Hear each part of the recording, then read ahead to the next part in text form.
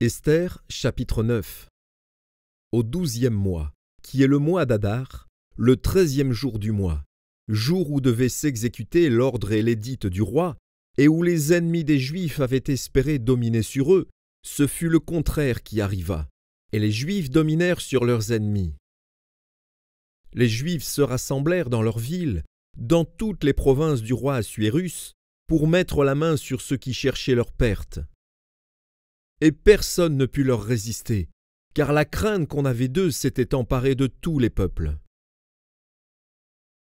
Et tous les chefs des provinces, les satrapes, les gouverneurs, les fonctionnaires du roi, soutinrent les Juifs à cause de l'effroi que leur inspirait Mardochée. Car Mardochée était puissant dans la maison du roi, et sa renommée se répandait dans toutes les provinces, parce qu'il devenait de plus en plus puissant. Les Juifs frappèrent à coups d'épée tous leurs ennemis, ils les tuèrent et les firent périr. Ils traitèrent comme il leur plut ceux qui leur étaient hostiles. Dans Suse, la capitale, les Juifs tuèrent et firent périr 500 hommes, et ils égorgèrent par Chandata, Dalphon, Aspata, Porata, Adalia, Aridata, Parmashta, Arisaï, Aridaï et Vagézata, les 10 fils d'Aman, fils d'Amédata, l'ennemi des Juifs. Mais ils ne mirent pas la main au pillage. Ce jour-là, le nombre de ceux qui avaient été tués dans Suse, la capitale, parvint à la connaissance du roi. Et le roi dit à la reine Esther, « Les Juifs ont tué et fait périr dans Suse, la capitale, 500 hommes et les 10 fils d'Aman. Qu'auront-ils fait dans le reste des provinces du roi? Quelle est ta demande? Elle te sera accordée. Que désires-tu encore? Tu l'obtiendras. » Esther répondit, « Si le roi le trouve bon, qu'il soit permis aux Juifs qui sont à Suse d'agir encore demain selon le décret d'aujourd'hui, et que l'on pende au bois les 10 fils d'Aman. » Et le roi ordonna de faire ainsi. L'édit fut publié dans Suse. On pendit les 10 fils d'Aman, et les Juifs qui se trouvaient à Suse se rassemblèrent de nouveau le 14e jour du mois d'Adar et tuèrent dans Suse 300 hommes. Mais ils ne mirent pas la main au pillage. Les autres Juifs qui étaient dans les provinces du roi se rassemblèrent et défendirent leur vie.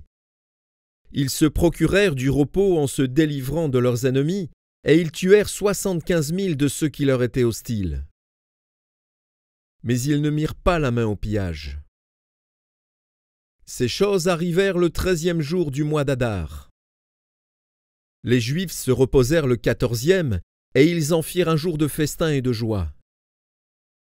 Ceux qui se trouvaient à Suse, s'étant rassemblés le 13e jour et le 14e jour, se reposèrent le 15e, et ils en firent un jour de festin et de joie. C'est pourquoi les Juifs de la campagne, qui habitent des villes sans murailles, font du 14e jour du mois d'Adar un jour de joie, de festin et de fête, où l'on s'envoie des portions les uns aux autres. Mardochée écrivit ces choses, et il envoya des lettres à tous les Juifs qui étaient dans toutes les provinces du roi Assuérus, au près et au loin. Il leur prescrivait de célébrer chaque année le 14e jour et le 15e jour du mois d'Adar comme les jours où ils avaient obtenu du repos en se délivrant de leurs ennemis, de célébrer le mois où leur tristesse avait été changée en joie et leur désolation en jour de fête, et de faire de ces jours des jours de festin et de joie où l'on s'envoie des portions les uns aux autres et où l'on distribue des dons aux indigents. Les Juifs s'engagèrent à faire ce qu'il avait déjà commencé et ce que Mardochée leur écrivit. Car Aman, fils d'Amédata, l'Agagite, ennemi de tous les Juifs, avait formé le projet de les faire périr, et il avait jeté le pur, c'est-à-dire le sort, afin de les tuer et de les détruire. Mais Esther s'étant présentée devant le roi ordonna par écrit de faire retomber sur la tête d'Aman le méchant projet qu'il avait formé contre les Juifs et de le pendre au bois, lui et ses fils. C'est pourquoi on appela ces jours Pourim, du nom de Pur.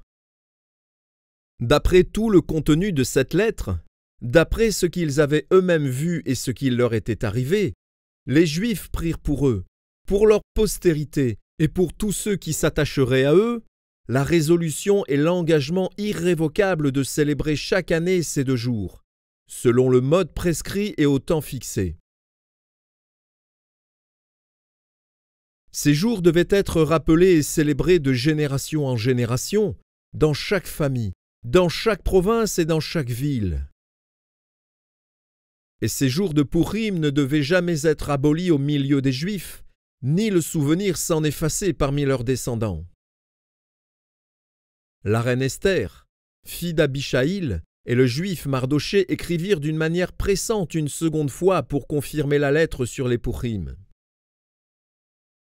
On envoya des lettres à tous les Juifs, dans les 127 provinces du roi Assuérus.